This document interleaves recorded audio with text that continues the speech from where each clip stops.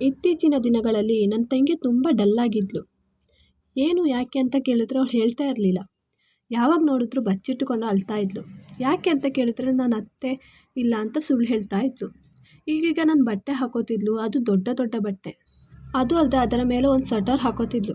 ಅವಳು ನನ್ನ ಬಟ್ಟೆನ ನೋಡಿ ಆಡ್ಕೋತಿದ್ದವಳು. ಈಗ ನನ್ನ ಬಟ್ಟೆ, ನನ್ನ ಹೆಸರು ಚಂಚಲ ಮತ್ತು ನನ್ನ ತಂಗಿ ಹೆಸರು ಸಿಂಚನ. ನನ್ನ ಅಮ್ಮ ಮತ್ತು ಅಪ್ಪ ಪ್ರೀತಿಯಿಂದ ಚಂಚು ಅಂತ ಕರಿತಿದ್ರು. ನನ್ನ ತಂಗಿನ ಸಿಂಚು ಅಂತ ಕರಿತಿದ್ರು. ನನ್ನ ಅಪ್ಪ ಅಮ್ಮನಿಗೆ ಇಬ್ಬರು ಹೆಣ್ಮಕ್ಳು. ನನ್ನ ಅಜ್ಜಿಗೆ ಗಂಡು ಮಗು ಅಂದರೆ ತುಂಬ ಇಷ್ಟ.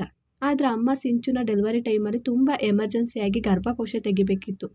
ಅಜ್ಜಿ ಅಪ್ಪನ ಹತ್ರ ನೀನು ಬೇರೆ ಮದುವೆ ಮಾಡ್ಕೊ, ಈ ಇಬ್ಬರು ಹೆಣ್ಮಕ್ಳು ಮಾಡ್ಕೊಂಡು ಏನು ಮಾಡ್ತೀಯಾ, ಒಂದು ಗಂಡು ಮಗು ಇದ್ದರೆ ನಿಮ್ಮ ಕೊನೆ ಟೈಮಲ್ಲಿ ತನಕ ನಿಮ್ಮ ಜೊತೆ ಇದ್ದಾನೆ ನೋಡಿಕೊಂಡು ಅಂತ ಹೇಳ್ತಾಯಿದ್ರು.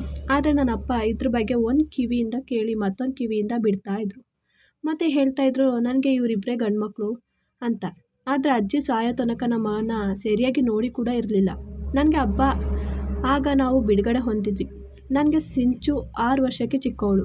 ಅವಳು ಕಾಲೇಜ್ ಓದ್ತಾ ಇದ್ಳು. ನಾನು ಓದು ಮುಗಿಸಿ ಮನೇಲಿ ಜಾಬ್ ಮಾಡ್ತಾಯಿದ್ದೆ. ಈಗಿನ ಕಾಲದಲ್ಲಿ ಹುಡುಗಿಯರು ಸರಿಯಾಗಿರಲ್ಲ ಅಂತ ಅಪ್ಪನೇ ಪಾಪ ಕರ್ಕೊಂಡು ಹೋಗೋದು ಬರೋದು ಮಾಡ್ತಾಯಿದ್ರು. ಆದರೆ ನಾನು ಹೇಳಿದ್ದೆ, ಅಪ್ಪ ನಾವು ಏನೇ ಆಗಲಿ ನಿಮ್ಮ ತಲೆ ಬಗ್ಗಿಸೋ ಕೆಲಸ ಮಾಡಲ್ಲ. ನಿಮಗೆ ಆಫೀಸ್ಗೆ ಹೋಗೋಕ್ಕೆ ಲೇಟ್ ಆಗುತ್ತೆ. ಇಲ್ಲಿ ತುಂಬ ಜನ ಹೋಗ್ತಾರೆ ಕಾಲೇಜ್ಗೆ, ಅವ್ರ ಜೊತೆ ಬರ್ತೀವಿ ಅಂತ. ಹಾಗೆ ಅಪ್ಪ ಒಪ್ಪಿಕೊಂಡಿದ್ರು. ನಾನು ಹಾಗೆ ಫ್ರೆಂಡ್ ಜೊತೆ ಹೋಗಿ ಫ್ರೆಂಡ್ ಜೊತೆ ಬರ್ತಾಯಿದ್ದೆ. ನನ್ನ ತಂಗಿನೂ ಹಾಗೆ ಮಾಡ್ತಾಯಿದ್ಲು. ನನ್ನ ತಂಗಿ ಸ್ವಲ್ಪ ಸೋಂಬೇರಿ. ನಾನು ಯಾವಾಗಲೂ ನಿನಗೆ ಸ್ವಲ್ಪ ಹೆಲ್ಪ್ ಮಾಡ್ಬೋದು ನನಗೆ ಮನೆ ಕೆಲಸದಲ್ಲಿ ಹಾಗೆ ಹೀಗೆ ಹೇಳ್ತಾಯಿದ್ಲು. ಆದರೆ ಅವಳು ಅದಕ್ಕೊಂದು ಹೇಳಿ ನಗಾಡ್ಕೊಂಡು ಹೋಗ್ತಾಯಿದ್ಲು. ಮತ್ತು ಹೇಳ್ತಾಯಿದ್ಲು ನಾನು IAS ಆಗೋದು ನನ್ನ ಕೈಯಲ್ಲಿ ಮನೆ ಕೆಲಸ, ಅದೆಲ್ಲ ಕೆಲಸದವ್ರು ಮಾಡೋದು ಅಂತ ಜೋಕ್ ಮಾಡ್ತಾಯಿದ್ಲು. ಒಂದು ದಿನ ಯಾವಾಗಲಿಂತ ಹೆಚ್ಚಾಗಿ ಮೇಕಪ್ ಮಾಡಿಕೊಂಡು ಮತ್ತು ಡ್ರೆಸ್ ಹಾಕ್ಕೊಂಡು ಹೋಗ್ತಾಯಿದ್ಲು. ನಾನು ನೋಡಿ ಏನು ಇವತ್ತು ಈ ಸ್ಟೈಲಾಗಿ ಹೋಗ್ತಾ ಇದ್ದೀಯಾ, ಏನು ಬೇರೆ ಏನಾದರೂ ಇದೆಯಾ ಅಂತ. ಆಗ ಅವಳು ಇಲ್ಲ ಅಕ್ಕ ಹಾಗೇನಿಲ್ಲ, ಮಾಮೂಲಿ ಹೋಗೋ ಹಾಗೆ ಹೋಗ್ತಾ ಇದ್ದೀನಿ ಅಂತ ಹೇಳಿದ್ಲು. ನಾನಿಲ್ಲ ಇವತ್ತು ಮಿತಿ ಮೀರಿ ಸ್ಟೈಲ್ ಮಾಡಿದ್ದೀಯಾ, ನಿನಗೆ ಗೊತ್ತಲ್ವಾ ನಮ್ಮ ಅಪ್ಪ ಅಮ್ಮನಿಗೆ ಮಾತು ಕೊಟ್ಟಿದ್ದು. ಆಗ ಹಾಂ ಅಂದ್ಲು. ಆಗ ಹಾಗಾದರೆ ಹೋಗು ಸರಿಯಾಗಿ ಡೀಸೆಂಟಾಗಿ ರೆಡಿಯಾಗಿ ಹೋಗು ಅಂದರೆ. ಆದರೆ ಅವಳು ನಾನು ಹೇಳಿದ ಮಾತು ಕೇಳ್ತಾ ಇದ್ಲು. ಸ್ವಲ್ಪ ಕೋಪ ಮಾಡ್ಕೊಂಡು ಹೋಗ್ತಾ ಇದ್ಲು. ಆದರೆ ಕೇಳ್ತಾ ಇದ್ಲು. ನನಗೆ ಗೊತ್ತು ಏಜ್ ಕಳೆದು ಬಂದಿರೋದು ನಾನು ಹೇಗೆಲ್ಲ ಇರುತ್ತೆ ಅಂತ. ಯಾರಾದರೂ ನಮ್ಮನ್ನು ನೋಡೋರಿದ್ರೆ ಅಥವಾ ಯಾರನ್ನಾದರೂ ಇಂಪ್ರೆಸ್ ಮಾಡಬೇಕು ಅಂದರೆ ಹೀಗೆಲ್ಲ ಸ್ಟೈಲ್ ಮಾಡ್ಕೊಂಡು ಹೋಗೋದು ಅಂತ. ಅವ್ರು ಹೋದ್ಲು. 2 ದಿನ ಕಳೆದ ಮೇಲೆ ಸಿಂಚು ಬರೋ ಟೈಮಲ್ಲಿ ಬಂದಿರಲಿಲ್ಲ. ತುಂಬ ಲೇಟಾಗಿತ್ತು. ನಾನು ಮತ್ತು ಅಮ್ಮಗೆ ತುಂಬ ಗಾಬರಿಯಾಗಿದ್ವಿ. ಅಮ್ಮ ಹೇಳಿದ್ರು ನೀನು ಹೋಗಿ ಅವ್ರ ಫ್ರೆಂಡ್ ಹತ್ರ ಕೇಳು ಅಂತ, ಮತ್ತು ಅವ್ರು ಬಂದಿದ್ದಾರಾ ಅಂತ ನೋಡ್ಕೊಂಡು ಬಾ ಅಂತ. ಆಗ ಹೋದೆ. ನಮ್ಮ ಮನೆ ಮುಂದೆನೇ ಒಬ್ಬಳು ಇದ್ಲು. ಅವ್ಳ ಫ್ರೆಂಡ್ ನಾನು ಹೋಗಿ ಕೇಳಿದೆ, ನೀನು ಬಂದಿದ್ದೀಯಾ ಸಿಂಚು ಎಲ್ಲಿ ಅಂತ. ಆಗ ಹಾಂ ನಾನು ಆವಾಗಲೇ ಬಂದ್ವಿ, ಆದರೆ ಸಿಂಚು ನೀವು ಹೋಗಿ ನಾನು ಮತ್ತೆ ಬರ್ತೀನಿ ಅಂತ ಹೇಳಿದ್ಲು. ನಾನು ಯಾಕೆ ಅಂದಾಗ ಆಗ ಅದು ಅವಳು ಮ್ಯಾಥ್ಸ್ ಪೇಪರ್ ಸರಿಯಾಗಿ ಕೊಟ್ಟಿಲ್ಲ ಅಂತ ಸರ್ ಪನಿಷ್ಮೆಂಟ್ ಕೊಟ್ಟಿದ್ರು. ಏನೂ ಅಲ್ಲ, ಅದು ಕ್ಲಾಸ್ ಮುಗಿದ್ಮೇಲೆ 15 ನಿಮಿಷ ಲೇಟಾಗಿ ಹೋಗಬೇಕು ಅಂತ. ಹಾಗೆ ನಾವು ಬಂದ್ವು ಅಂದ್ಲು. ಮತ್ತು ಇನ್ನೊಬ್ಳು ಮನೆಗೆ ಹೋದ್ವಿ. ಅವಳು ಹೀಗೆ ಹೇಳಿದ್ಲು. ಮತ್ತು ಇನ್ನೇನೆಲ್ಲ ಹೇಳ್ತಾ ಇದ್ಲು. ಅದು ಸಿಂಚು ಮೋಹನ್ ಸರ್ ಪನಿಷ್ಮೆಂಟ್ ಅಲ್ವಾ, ಹಾಗೆ ಎಂಜಾಯ್ ಮಾಡ್ತಾ ಇರ್ತಾಳೆ, ಅದು ಮೋಹನ್ ಸರ್ ಅಲ್ವಾ ಅಂತ, ಅದು ಅವಳು ಫೇವ್ರೇಟ್ ಸರ್ ಅಂತ ಹೇಳಿ ನಗಾಡ್ತಾ ಇದ್ಲು. ಆಗ ನಾನು ಬೈದೆ, ಏನು ಹೇಳ್ತಾ ಇದ್ದೀಯಾ ನೀವು, ಓದೋಕ್ಕೆ ಹೋಗೋದಾ ಅಥವಾ ಬೇರೆ ಇದಕ್ಕೋ ಅಂತ. ಆಗ ಅದೆಲ್ಲ ನಾವು ಹೇಳೋದಲ್ಲ, ಅದು ಸಿಂಚುನೇ ನಮ್ಮ ಜೊತೆ ಹೇಳೋದು ಅಂತ ನನ್ನ ತಂಗಿ ಮೇಲೆ ಹೇಳಿದ್ಲು. ನಾನು ಹಾಂ ಅಂತ ಬಂದೆ. 3 ಗಂಟೆಗೆ ಬರೋಳು 6 ಗಂಟೆ ಆಯಿತು, ಬಂದೇ ಇಲ್ಲ. ನಾನು ಅಪ್ಪನಿಗೆ ಹೇಳಬೇಕಾಗಿ ಬಂತು. ಹಾಗೆ ಹೇಳಿದೆ. ಅಪ್ಪ ನೋಡಿದ್ರು, ಸಿಗಲೇ ಇಲ್ಲ. ಮತ್ತು ನಮ್ಮ ಕಸಿನ್ ಹತ್ರ ಹೇಳಿದ್ರು. ಅವ್ರು ಹುಡುಕಾಡಿದ್ರು. ಕೊನೆಗೆ ಪೊಲೀಸ್ ಕಂಪ್ಲೇಂಟ್ ಕೊಡೋಕ್ಕೆ ಅಂತ ಹೋಗ್ಬೇಕಿರ್ಬೇಕಾದ್ರೆ ಅವಳು ನಡ್ಕೊಂಡು ಬರ್ತಾಯಿದ್ಲು. ಆಗ ಅಪ್ಪ ಕರ್ಕೊಂಡು ಬಂದರು. ಆಗ ನಾನು ಎಲ್ಲಿಗೆ ಹೋಗಿದ್ದೆ ಅಂತ ಕೇಳಿದೆ. ಆಗ ಅದು ನನಗೆ ಸ್ವಲ್ಪ ಕುಡಿಯಲು ನೀರು ಕೊಡು ಮತ್ತೆ ಹೇಳ್ತೀನಿ ಅಂತ ಹೇಳಿದ್ಲು. ಹಾಗೆ ನೀರು ತಂದು ಕೊಟ್ವಿ. ಆಗ ಹೇಳಿದ್ಲು, ನಾನು ಕ್ಲಾಸ್ದಿಂದ ಬರೋದಕ್ಕೆ ಸ್ವಲ್ಪ ಲೇಟ್ ಆಯಿತು, ಮತ್ತು ಬಸ್ ಹತ್ತಿದೆ, ಆದರೆ ಅಲ್ಲಿ ನಿದ್ದೆ ಮಾಡಿಬಿಟ್ಟಿದ್ದೆ, ಗೊತ್ತೇ ಆಗಲಿಲ್ಲ, ತುಂಬ ದೂರ ಹೋಗಿ ಎಚ್ಚರ ಆಯಿತು. ಮತ್ತು ಅಲ್ಲಿಂದ ಇಳಿದು ಅಲ್ಲಿ ಬಸ್ ಸಿಕ್ಕಿ ಬರೋಷ್ಟರಲ್ಲಿ ಇಷ್ಟು ಹೊತ್ತಾಯಿತು ಅಬ್ಬಾ ಅಂತ ಹೇಳಿದ್ಲು. ಆಗ ನಮಗೆ ಸಮಾಧಾನ ಆಯಿತು. ಆದರೆ ನಮ್ಮ ಸಂಬಂಧಿಕರು ಏನೆಲ್ಲ ಮಾತಾಡ್ಕೋತಾ ಇರ್ತಾರೆ. ಹಾಗೆ ಎಲ್ಲರಿಗೂ ಸಮಾಧಾನವಾಗಿ ಮಲ್ಕೊಂಡ್ವಿ. ಆದರೆ ನನಗೆ ಈ ಮೋಹನ್ ಸರ್ ಬಗ್ಗೆ ಏನೋ ಸರಿ ಅನಿಸ್ತಾ ಇರಲಿಲ್ಲ. ಆಗ ನಾನು ಅವಳ ಒಂದೇ ರೂಮಲ್ಲಿ ಮಲ್ಕೋತಿದ್ವಿ. ಅವಳ ಹತ್ರ ಕೇಳಿದೆ, ಈ ಮೋಹನ್ ಸರ್ ಏನು ಕತೆ ಅಂತ. ಆಗ ಹೌದು ಸರ್ ಅಕ್ಕ, ಅದು ತುಂಬ ಹ್ಯಾಂಡ್ಸಮ್ ಮತ್ತು ಕ್ಯೂಟ್ ಆಗಿರೋ ಸರ್, ಅವ್ರು ನನ್ನ ಫೇವ್ರೇಟ್ ಸರ್. ಹಾಂ, ಇದ್ರ ಬಗ್ಗೆ ಯಾರು ಹೇಳಿದ್ದು, ನಿನ್ನ ಫ್ರೆಂಡ್ ಅಂದೆ.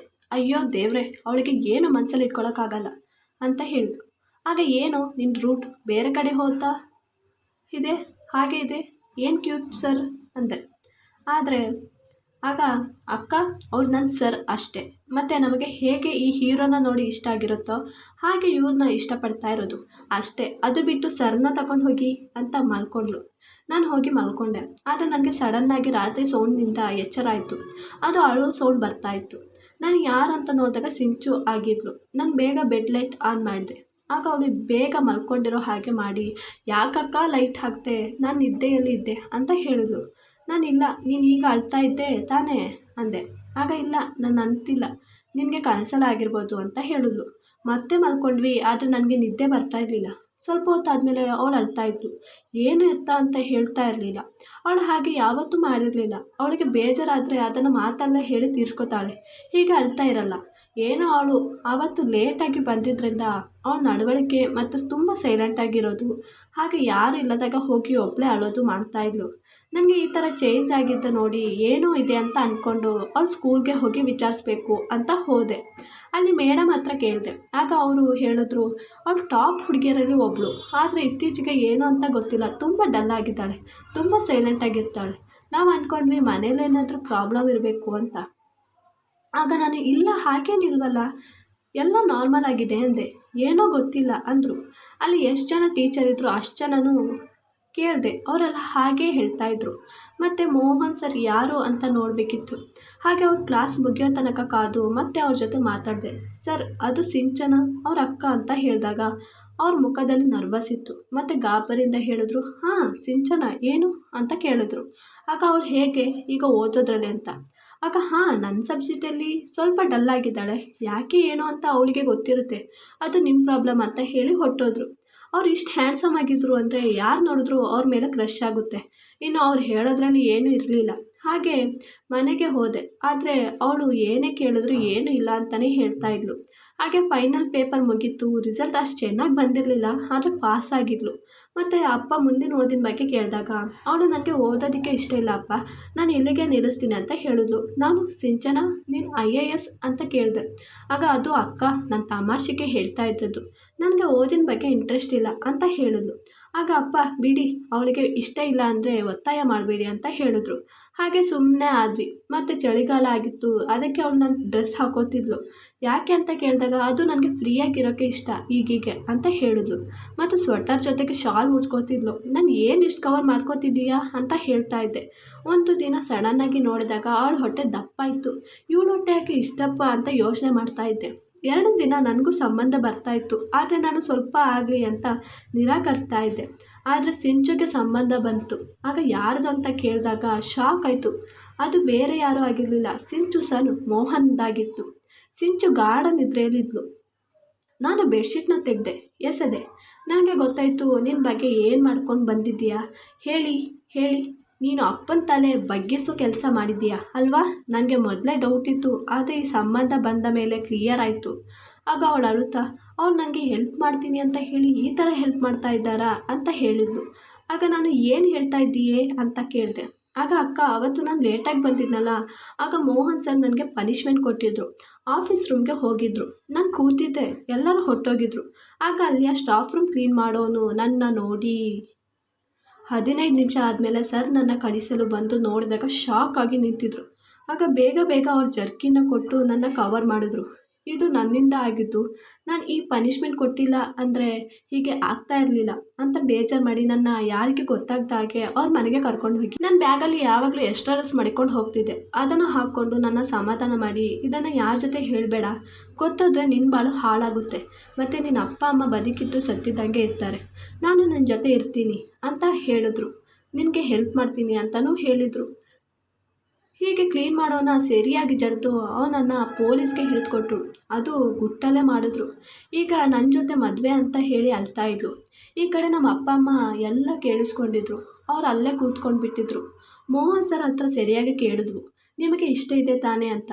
ಆಗ ಹಾಂ, ನಾನು ಅವ್ರ ಜೊತೆನೇ ಮದುವೆ ಆಗಬೇಕು ಅಂತ ಒಂದೇ ನಿರ್ಧಾರದಲ್ಲಿ ನಿಂತಿದ್ರು. ಹಾಗೆ ನನಗೂ ಸಂಬಂಧ ಬಂದ ತಕ್ಷಣ ಬೇಗ ಬೇಗ ಒಪ್ಕೊಂಡು ಒಂದಾಗಿ ಮದುವೆ ಮಾಡಿಸಿದ್ರು.